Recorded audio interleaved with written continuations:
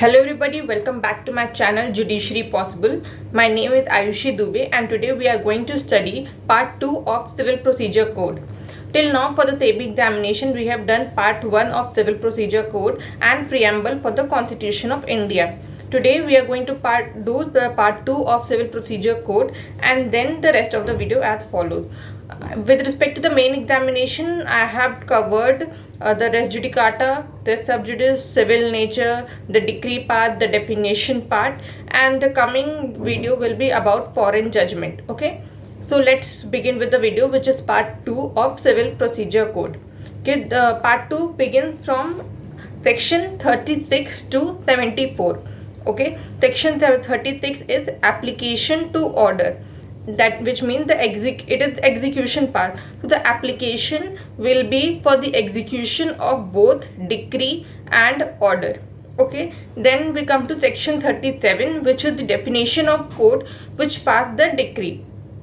who are the courts which pass the decree? वो कौन से कोर्ट हैं? तो पहला the court of first instance in case there is an appellate jurisdiction.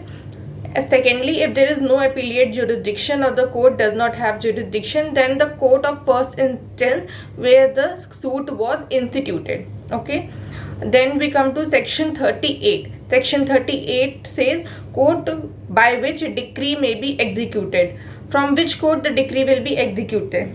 There are two courts: the court which has passed the decree, और second the court to which it was sent for the execution. दो court है, पहला जिसने decree pass करी थी, या फिर court जिसको एग्जीक्यूशन के लिए डिक्री सेंड किया गया है.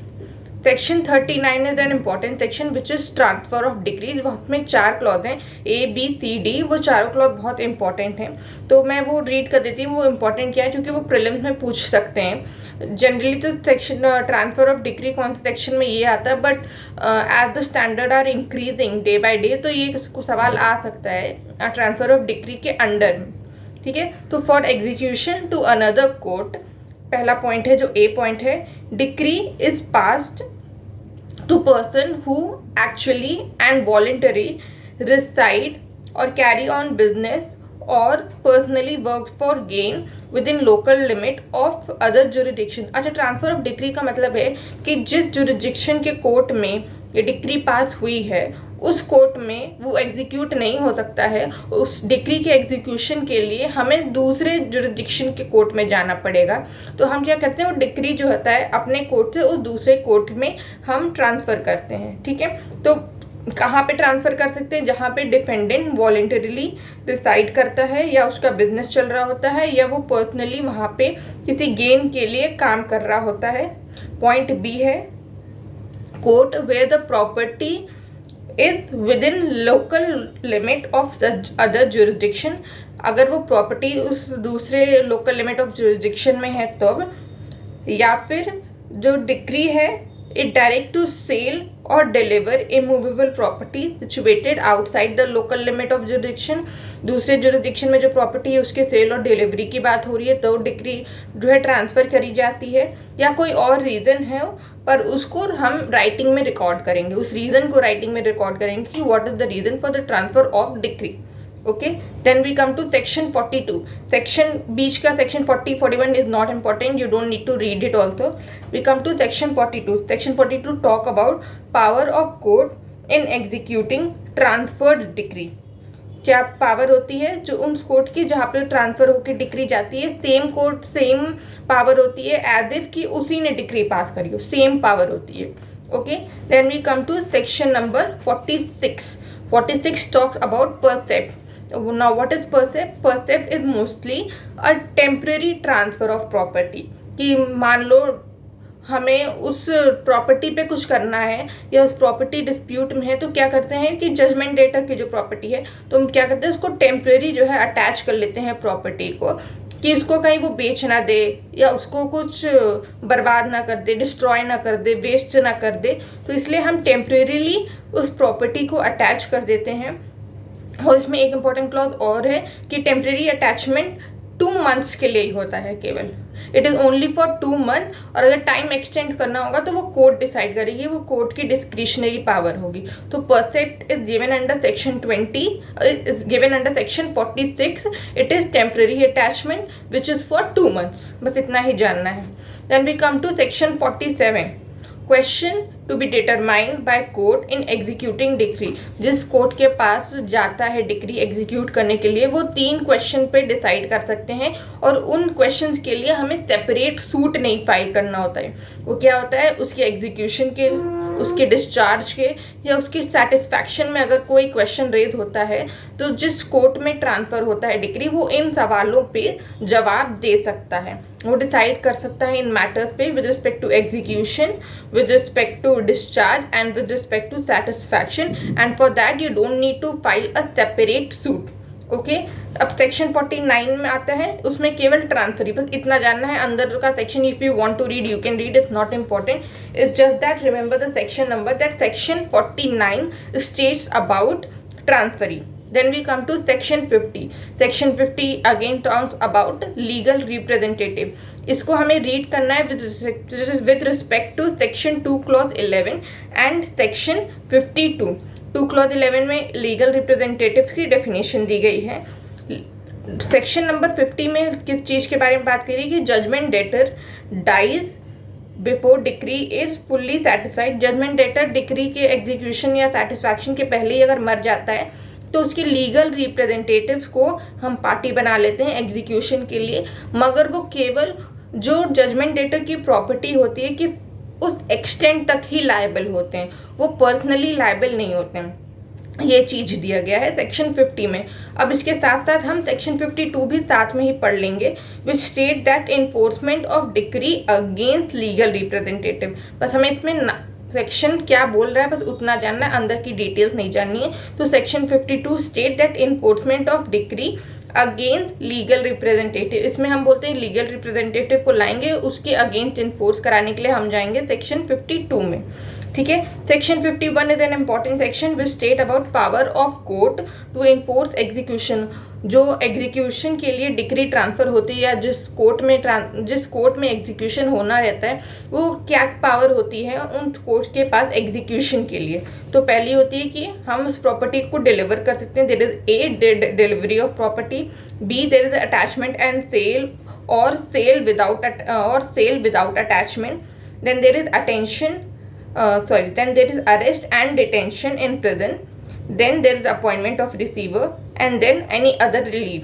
यानी कि ये जो 5 हैं इनमें से कोई भी एक मेथड यूज़ कर सकते हैं डिक्री के एग्जीक्यूशन के लिए। क्या है, या तो आप प्रॉपर्टी डिलीवर कर दो और there is will be an attachment and sale of such property.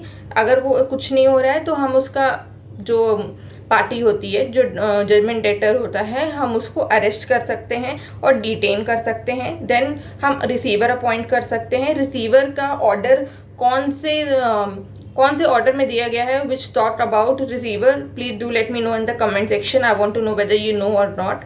Then अगर इनमें से 4 नहीं होता और कोर्ट को कोई अप्रोप्रिएट रिलीफ लगती है तो हम उसमें भी कर सकते हैं। अच्छा, इसकी कॉन्स्टिट्यूशनल वैलिडिटी भी कोर्ट में गई थी और चैलेंज हुई थी और इसको कॉन्स्टिट्यूशनली अपहेल्ड किया गया था Jolly George Varghese versus state of Cochin के केस में। It's an very important case और आपने इसका नाम सुना होगा, Jolly George Varghese versus state of coaching.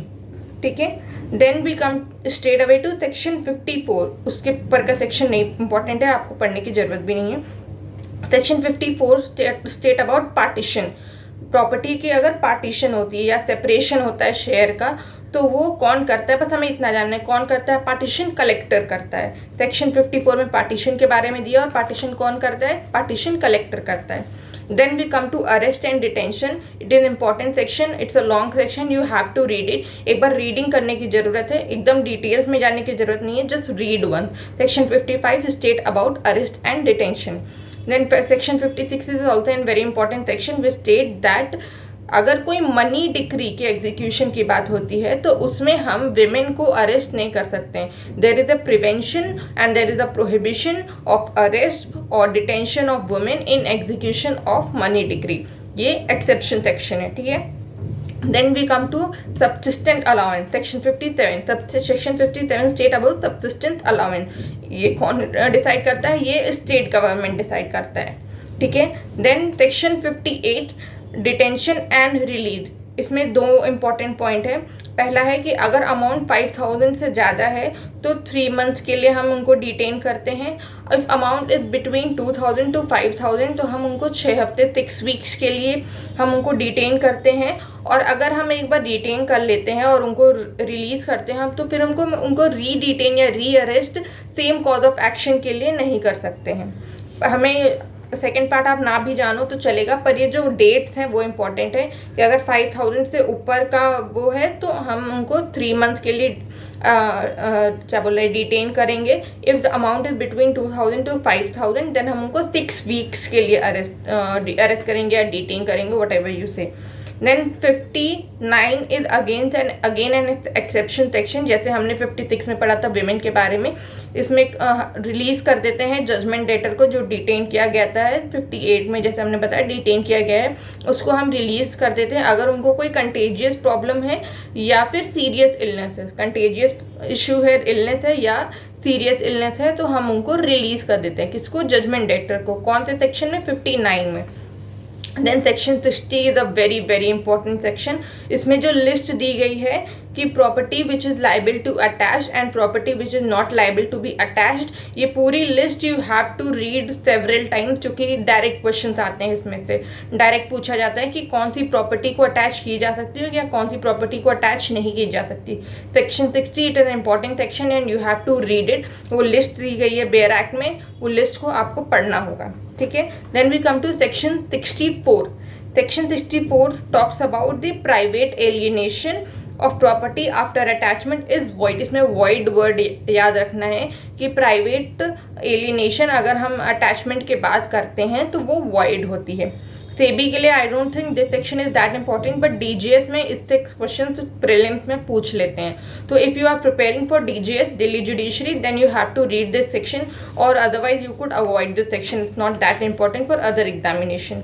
Then we come to purchaser title, section 65. Section 65 talks about purchaser title.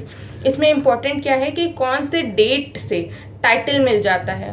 तो दो चीज़ें बोली गई हैं. एक जब प्रॉपर्टी सेल की जाती है और एक जब एब्सोल्युटली उनके नाम हो जाते उनकी हो जाती है. तो जिस दिन प्रॉपर्टी सेल की जाती है उस दिन से परचेजर को उसका टाइटल मिल जाता है और उसको हम परचेजर टाइटल कहते हैं, और वो सेक्शन नंबर 65 में दिया हुआ है. Okay. Then we directly come to section 73, क्योंकि उसके पहले से सेक्शन रिपील कर दिए गए हैं. Section 73 talk about proceed of execution sale to be ratably distributed. बस ये वर्ड याद रखना है, ratably distribute होता है जो भी प्रोसीड होता है एग्जीक्यूशन के, जो सेल से जो भी पैसा आता है उसको हम ratably डिस्ट्रीब्यूट करते हैं. Just remember the word ratably distributed, section 73. Okay, then section 74 is the last section for part 2 of civil procedure code and which state about the resistance to execution.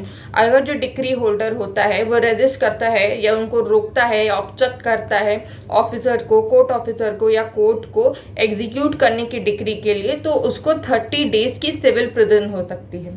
30 days in important word, 30 days की civil prison उसको दी जा सकती है. तो I hope you understand the video. ये केवल prelims के पार्ट से हो रहा है, please don't mix it up with the mains, क्योंकि मेंस में इतने से कुछ नहीं होगा.